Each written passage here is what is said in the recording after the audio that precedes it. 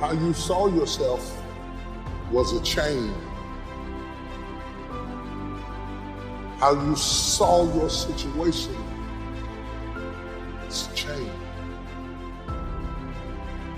Your normal is a chain. If you break your normal,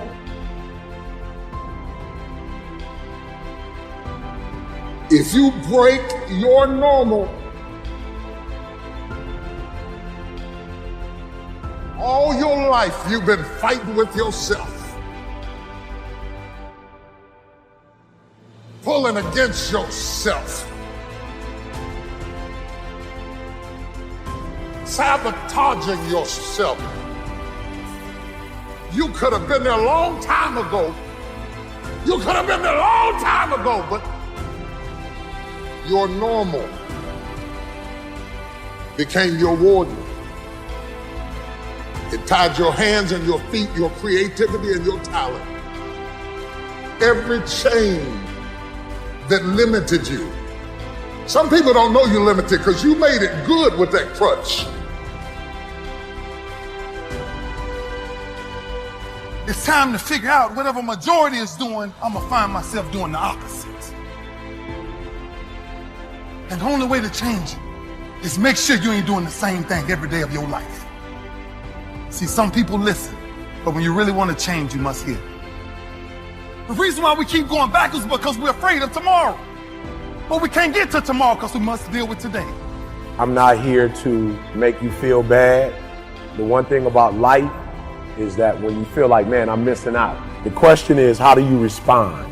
We're humans. You're going to make mistakes. The question is, do you bounce back from those mistakes? My ability to correct my mistakes is what's important. So it's not about a degree. It's the ability to correct my mistakes. Don't despise small beginnings. Because the only reason I'm here, the only reason we're here today is because of our yesterday. Before anything great is really achieved, your comfort zone must be disturbed. You must be able to seat yourself out of the situation that you may have been in. If you can't imagine yourself being out of the hood, you'll keep going back to the hood. So what's the goal? What's the vision? You envisioned something, you got clear about it, and then you started thinking about all the reasons why you wanted it. You got excited about it. Said, this is what's next for me now. I want this. You may have dreamed about it, thought about it, talked about it. But when you focus on something continuously, something magical happens. You get insights, don't you? You overhear a conversation and you hear something you wouldn't have heard if you didn't have that outcome or goal that you wanted so badly.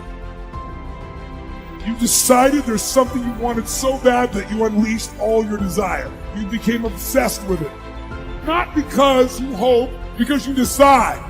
In spite of all the things you have been through, and in spite of all the things you have failed to do, and in spite of all the things that were done to you, and in spite of all the people who tried to cancel you out, you will never, ever, ever be the same again. So no matter what you say to me, no matter what you say I cannot do, no matter what you say I will not do, I must do. I have to do. I am king. I live as king. I walk as king. I will do. I will stand. I will put both of my feet in the ground. I'm going to be the best me. I'm going to do all I can do, even if it risks you hating me. I'm going for it. No matter what you've ever been through, you had to go through it to get right here. Could you categorize where they may need help into some simple steps? And I said, I think I can.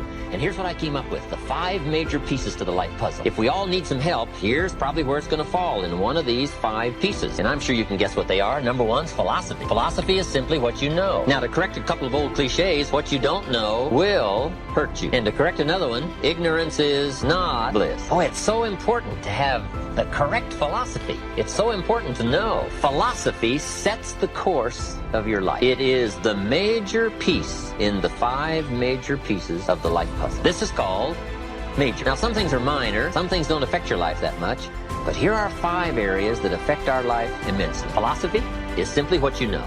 So it's important to know. I'm telling the kids these days, make sure you get the information while you're here. I'm talking to the Newport Harbor high school kids in some lectures last year and this year. And my encouragement is, make sure you get all the information while you're here. I know it's laborious. I know it isn't easy to read the books and take the classes and try to get good grades. But hey, while you're here, gather it all up. Because there's nothing worse than being stupid, right?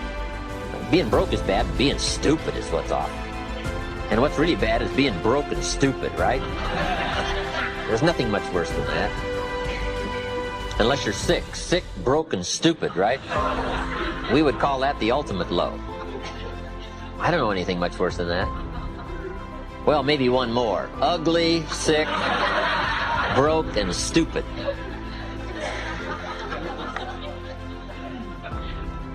So to correct all that, here's number one. You've just got to know, because what you don't know will affect your economic future the next 3 years, 5 years. The book you miss will make a difference, right? The information you don't get will make a difference in the legacy of your equities over the next few months, the next few years. So philosophy, this is where it all begins. Now, I've divided philosophy into 3 parts. One is basic, starting out philosophy. The baby starts processing information right away. Cold is bad, warm is good, hungry is awful, food is terrific. The baby starts reacting and processing information and having certain reactions to it. So our philosophy starts early, gathering information and reacting to it. Next is expanded philosophy.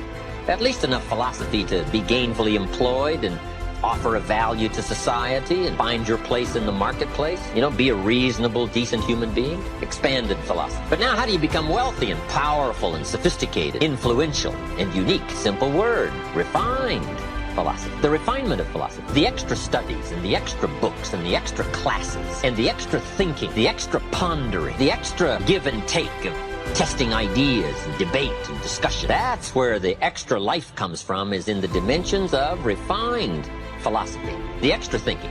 And these are the steps of intellectual discovery that a lot of people just don't want to take, or they're too busy to take it, or it presents itself in too strong and tough a manner, these extra skills. But I'm telling you, once you start engaging in these extra skills, you won't ever want to go back. This new intellectual discovery is where the wealth is. It's where the happiness is, the good life, influence, power, refinement of philosophy. Now, our philosophy comes from a lot of places. Let me give it to you. Number one, from teaching, the influence of others, from the books we read, from the classes we take. And you might underline the word influence. This is where a big share of our philosophy comes from. Influence. In another series, we asked 3 major questions. Who am I around? That's called big questions. Some questions are little and some are big. This is a big one. Who am I around? Question number 2, what are they doing to me? This is called major. This is called big. Where have they got me going? What have they got me reading? What have they got me thinking? What have they got me saying? And the big biggie, what have they got me becoming? Influence plays a major role in the development of our philosophy. How we think, how we speak, the formulation of ideas, the things we weigh concerning value.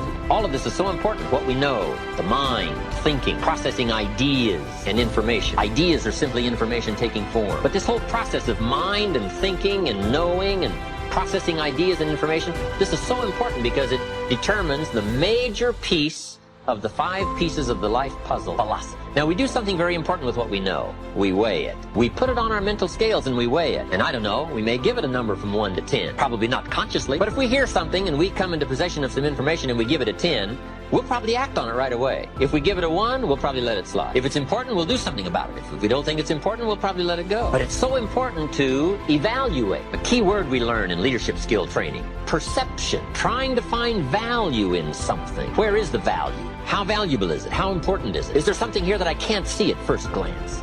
Is there something below the surface? Is there something in the inner workings of it? What goes behind it? What goes beyond it? What is its origin? All of these questions that help us come to the perception of value, ideas, evaluating information. Now, here's what's important: to have a good set of mental scales. What if in processing information your mental scales were off and you weighed everything a little wrong? Do you think that would affect your life? The answer is, of course. And all you got to be is a little off for 10 years. And you can imagine what the difference is. I got a key phrase for you. Life accumulates. We either accumulate the debt or the value. We either accumulate the regret or we accumulate the equity. Now, we must all suffer one of 2 pains, the pain of discipline or the pain of regret. And I'm suggesting discipline, mental discipline to refine ideas. Of course it's laborious and of course it's a push, but it's called small price to pay so that you won't have the regret later on. Regret weighs tons. Discipline weighs ounces. So if you accept the early ounces of discipline of thought to refine ideas, and not just let major questions go by. What about society? What about the government? What about taxes? What about religion? What about life? What about capital? What about business? What about society? All of these major questions. What about my life and my value and my place and my future? And what about life? What about origin? What about destiny? What about opportunity? What about possibility? All of these major questions, to let them go casually by is to miss the treasures that your life could accumulate into in the coming months, the coming years. So this is called major. What we ponder and what we think about sets the course of our life. It's like the set of the sail that's taking us somewhere. Let me give you a good question to write down. Where are my thoughts taking me? This is a biggie question. Where are my thoughts taking me? These are some of the things you want to make sure of. You might be able to be casual about some things, but here's some things not to be casual about. My philosophy is taking me somewhere. Big question. Where? The accumulation of equity will either be there or won't be there. Life accumulates. And I'm either accumulating debt that I'll be sorry for, or I'm accumulating value that I'll be happy about. How I feel. Now, there's a lot of different ways to feel. Here's one. If this is all they pay, I'm not coming early and I'm not staying late on the job. Right? We call that one way to feel. Isn't that a selection process? If this is all they pay, I'm not coming early and I'm not staying late. We call that your choice of attitude. Now, do you think that attitude, if you kept it for the next 5 years, would greatly affect your fortune? The answer is, of course. You cannot escape the accumulated effect of the selection of your attitude. You can't escape it. So one of the major things to check is, how do I feel? And am I on track or off track with my attitude? Now, attitude's not that easy to fix. It's not that easy to get information. It's hard to look up attitude in the yellow pages. If you could put your car in the shop and go next door and get your attitude tuned, wouldn't that be nice, right?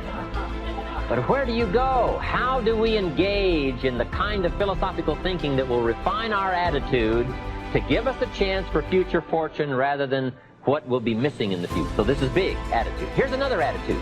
No matter what they pay, I always come early and I always stay late to invest in my own future. We call that another attitude about the same job. Now, why would one person have one attitude, another person have another attitude? We call that mysteries of the mind. Right? I don't know. Everybody has to choose for themselves. Everybody has to decide by education. Now, if you didn't know what the consequences were going to be, it could be very easy to choose the wrong attitude and not discipline yourself to the right attitude. So a big portion of our life is affected by how we feel. Let me give you just a quick list about the feelings that affect our lives. Number one is how you feel about the past. Boy, it's easy to carry the past as a burden instead of as a school. It's easy to let the past overwhelm you instead of let the past instruct you. How to feel about the past hurts and the past losses, the past difficulties, and the times you failed and the times it didn't work.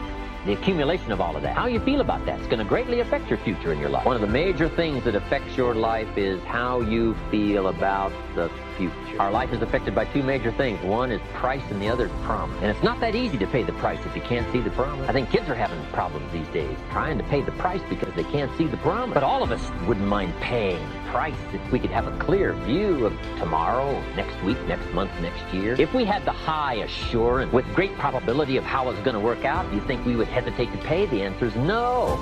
But everybody hesitates to pay if the future isn't clear. So to help the kids these days, we got to do two things. Help them to see the promise and help them pay the price. But we can pay if we can see. My karate instructor said, Mr. Rohn, you cannot believe the incredible feeling of walking down any city street unafraid. I said, let's get on with the classes, right?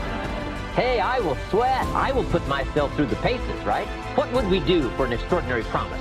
Answer, the most unbelievable thing. Would you crack the books? Would you burn the midnight oil?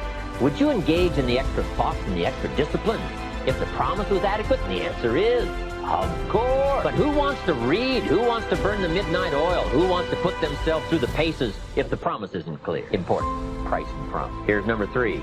It's how you feel about each other. It's so important. Attitude about society, country, state, city, community, family, enterprise, company, corporation, division. It's so important to have a unique understanding about other human beings and what makes a good life, what constitutes a good life, how you feel about each other.